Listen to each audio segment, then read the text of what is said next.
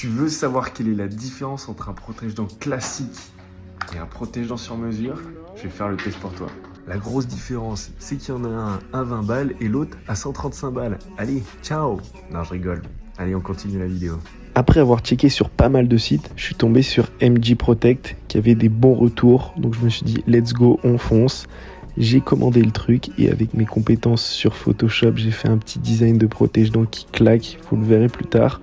Donc là, en gros, je déballe. Il y a une notice, un kit d'utilisation, des empreintes pour les dents de plusieurs tailles et en gros des capsules qui vont nous permettre de créer la pâte qu'on va mordre par la suite. Première étape avant de faire des conneries, on lit le kit d'empreintes parce qu'il est super bien fourni et on t'explique de A à Z comment ça marche. Après, atelier pâte à modeler où on va mélanger une base et un catalyste. Je me suis pris pour un vrai orthodontiste. Bref, ça m'a amusé. Pendant 2 minutes, on malaxe ça pour le mettre dans le moule. Tu vas me dire, mais comment on choisit le moule? Eh bah poteau, tu te fourres ça dans la bouche et si ça passe pas, ça passe pas poteau. Il faut pas forcer. Bienvenue dans la pire étape de ce projet. C'est le moulage dans la bouche, c'est très désagréable, c'est relou, j'ai pas filmé dans sa globalité, mais ça donne envie de beuge. On parle de l'envie de beuge, mais il y a aussi un truc qui est chiant, c'est cette coque qui va toucher ton palais et qui va frotter à mort.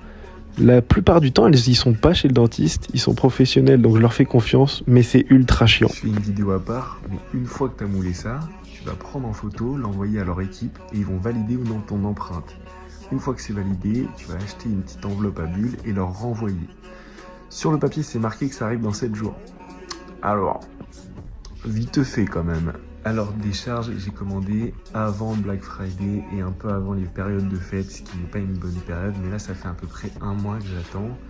Donc, normalement, je devrais le recevoir dans quelques jours. Je vous laisse en partie 2 pour voir le design, le ressenti, on parle de tout ça. En attendant, posez un maximum de questions en commentaire et on se retrouve pour la partie 2.